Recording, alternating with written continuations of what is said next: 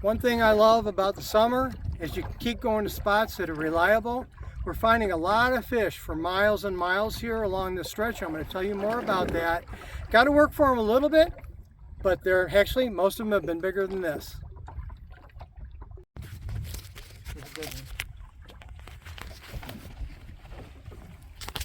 I got 20-pound test, so no, oh gosh, yes.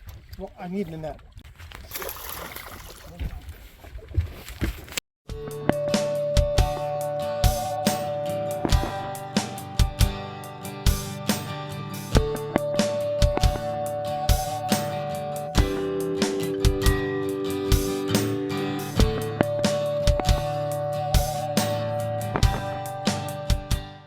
One advantage to using the combat bass fishing method is that you cover as much water as you can and get an overview of the system. That method exposes macro patterns in the bite and smallmouth position. After you eliminate unproductive water, you end up in areas that are productive. The guesswork is over. The lake was angry in the morning, which took me off Plan A, the Bell River Hump, and into Plan B, the South Channel. Although the South Channel is fishing strong this season, the smallmouth I was over today weren't in the mood to bite. Out of 5 major spots, only 1 tournament quality smallie was caught along with some smaller. Switching gears from deeper river spots to shallow flats along the river was no help. The bass I could see by sight fishing weren't interested in eating either. Combat fishing note: if bass are passive on a certain piece of structure, change structure. In this case, river-related structures were inactive. Head to the lake. Here, the choice of structure was a 4 to 9 foot sandy break with cabbage. Along the edge of the sandbar that comes out from the Walpole stake line, you have miles of identical structure. If it pans out, you have miles of bass to catch. This was our path. Here is a rough layout of how the weed beds stack up along the drop. The water is generally clear in this area, so you can see how dense each weed bed is. I targeted the darkest ones I could find. It paid off, as the smallies caught here were nearly all in the 4-pound class.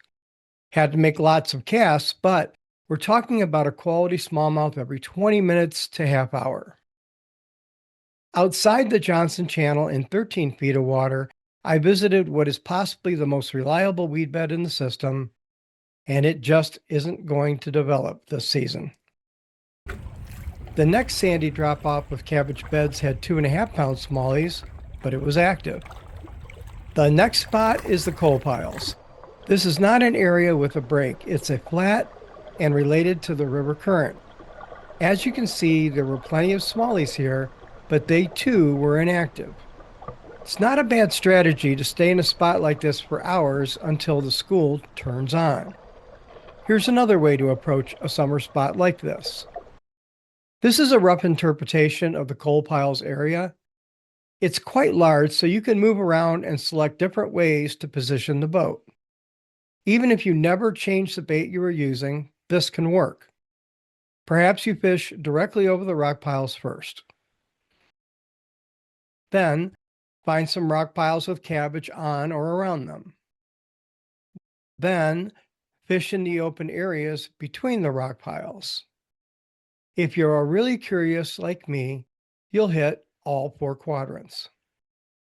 Since it's such a large area, it's likely that part of it will fish stronger than others.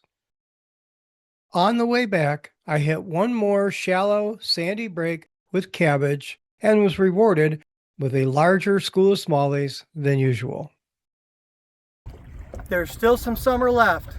Don't miss it. God bless and good fishing.